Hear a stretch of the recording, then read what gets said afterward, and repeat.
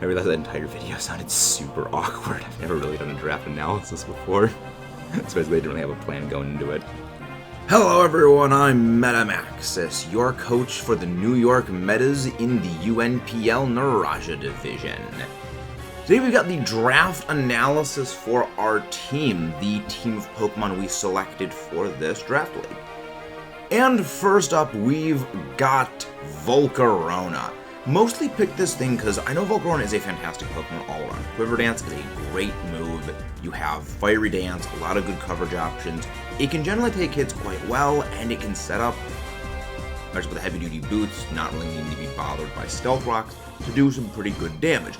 You can also do a little bit of attack with inflicting burns. So I made this my first round pick because it does a lot, does it very well, and even though it can't Terrasilize because it was worth too many points to Terrasilize, it's still a very solid Pokemon that I wanted to have on my team rather than going up against it later. In the same vein, that applies to our second round pick, Iron Bundle. May not have been the most valuable pick on the team, all things considered, but Iron Bundle is a terrifying Pokemon nonetheless. You get Freeze Dry, you get some pretty good Ice-type moves. It doesn't like taking hits, especially special hits, but it's very fast. And there are some ideas I have for this thing. A lot like Volcarona, it was a Pokemon I would rather not have to fight against, I would rather on my team, but I have a couple ideas for it, and hopefully we'll make it work. Its one big weakness is it doesn't really use any water-type moves, so have to gamble on the Hydro Miss for that. But before we get on to the rest of the team, please don't forget to leave a like, subscribe for more if you haven't done so already, and leave a comment below what your favorite member of the team is. Next over to Glowking, or Galarian Slowking. This is a generally fantastically bulky Pokemon. I remember talking with DapperSnapper and some of the other coaches in the UVA division, just for some ideas because I'm not much of a singles battler, I am much more doubles, and they recommended Glowking. It is a fantastic pivot. Regenerator lets it dip out, recover some health, and with things such as Chilly Reception, it can set up Snowscape for some of my Ice-type allies, giving them a big defense boost, and making Blizzard perfectly accurate. As well as benefiting one other Pokemon later on this team. It's got a pretty annoying moveset of things it can do, things like Flamethrower to slap a number of Pokemon. It gets Toxic Spikes, so it definitely has some options, and it can be very annoying to deal with. It also just does very well as being a sponge to absorb hits, dip out, cover with the Generator, and then come in for later to do the same. Fourth, we picked up Rillaboom. This is a general powerhouse. It's bulky, it doesn't really need to run speed because you can just tack on Grassy Glide, and it gets so many good coverage moves. Knockoff, various ground moves, fighting, bug. It's a Pokemon that can do most of what you want, and if there's a function you need, Rillaboom can definitely fill that in. Plus, grassy terrain will mitigate the power of moves such as Earthquake, which a few of the Pokemon on my team do not appreciate getting Earthquaked. So, Rillaboom being able to help them sponge those hits definitely helps. Speaking of the grass types, we picked up Sinistcha as one of our early Terra captains, with Terra Ghost, Terra Fairy, and Terra Steel. The main reason for picking Sinistcha comes down to it gets access to a very annoying move known as Scald, as well as Machagacha having a 20% chance of inflicting burn and being a healing move. Its move pool is quite limited, but with access to Heat Proof as an ability, giving it a functional neutrality to all the Fire-type moves, and its ability to inflict burns on multiple angles, Strength Sap, and with Hex, something that can pair up very well with the Toxic Spike set by Galarian Slowking. It seemed like it could be a decent defensive Pokemon as well as one that can do out a modest amount of damage. I did think it actually got access to Shell Smash, something I was mistaken on. I think it got access to Nasty Plot, a slight error on my part, but we figured out some stuff with it, and even though it's probably going to get traded in at some point with a transaction we are allowed, I definitely think it was a good pickup. Though it's grass type, it is resistant to Earthquake, something that is not good for a number of Pokemon on my team, as mentioned with the Rillaboom. Speaking of things allergic to Earthquake, we have Heatran. One of those Pokemon that I wanted those grass to pick up.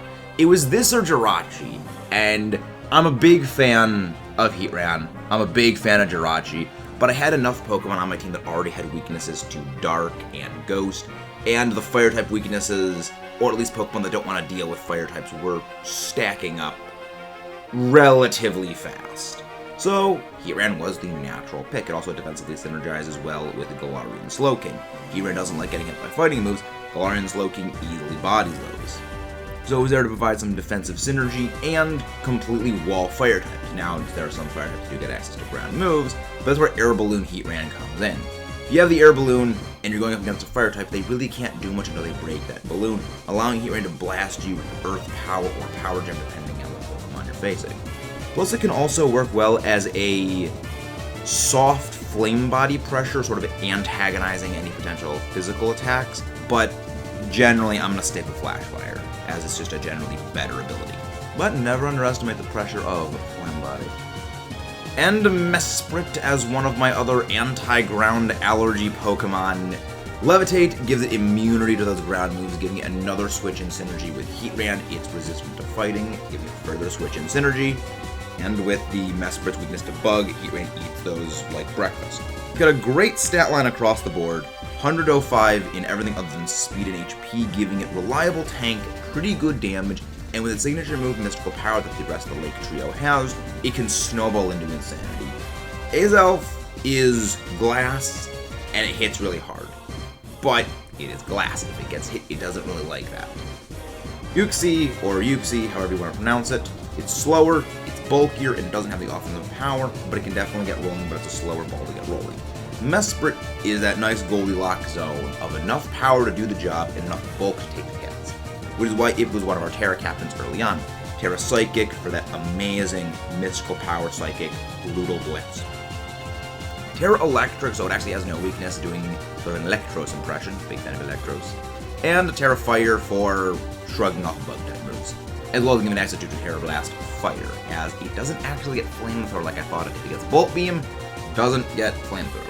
But it gets a good amount of moves, things such as Calm Mind, it gets U-Turn, Stealth Rocks, Knock Off. There's a lot of tech Mesprit's able to do, and it brings a lot to the table that some of the other Pokemon are also capable of doing, so it can throw a wrench into some plans by doing unexpected things. Or rather, so many things it may be difficult to prep against.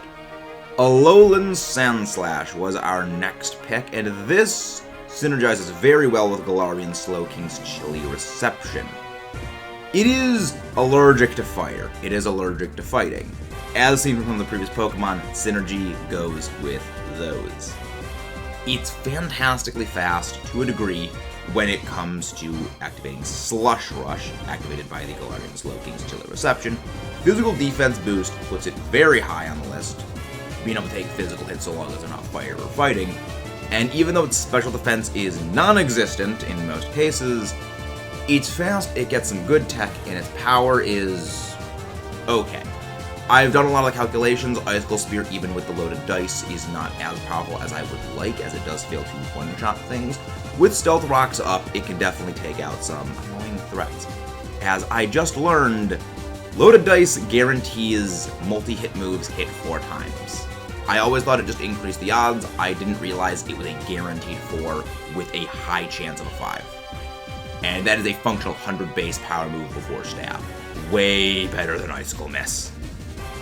It's a bit of a weird interaction with Triple Axle, but reliably Icicle Spear is going to be the way.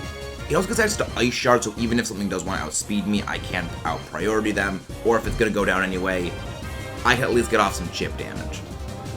Iron Head hits good for hitting some fairy types, and it is a rapid spinner capable of getting rid of any entry hazards, and with its steel typing, it is immune to poison, so it doesn't need to fear toxic spikes. It does take more damage than I would like from Stealth Rocks being a steel type spinner, because it does have that neutrality to rocks because of its ice typing, but it does well enough against what I hope to be facing off against. Also, an Assault Vest, it can take special hits relatively well. Next was Wigglytuff.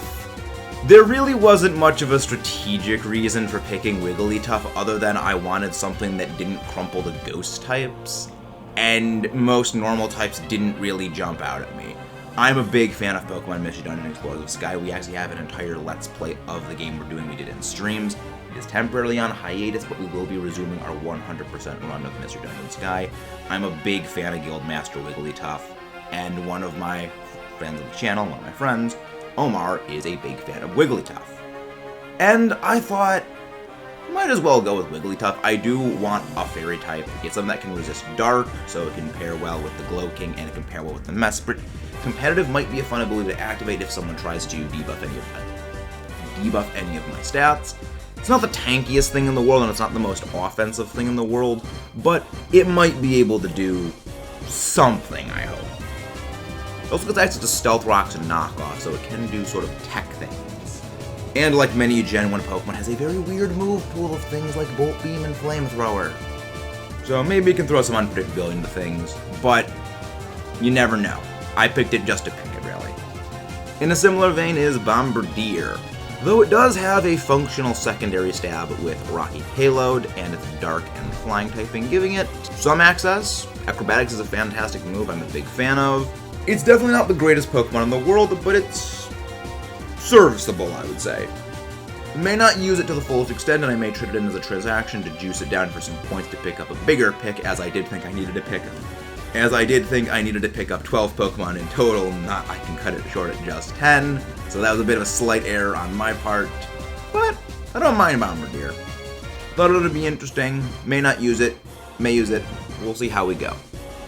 Plus it also is anti-ground, which you will notice a theme, I like having anti-ground. 11th on this list we have Glalie, the Ice Face itself. No, it is not Ice Cube.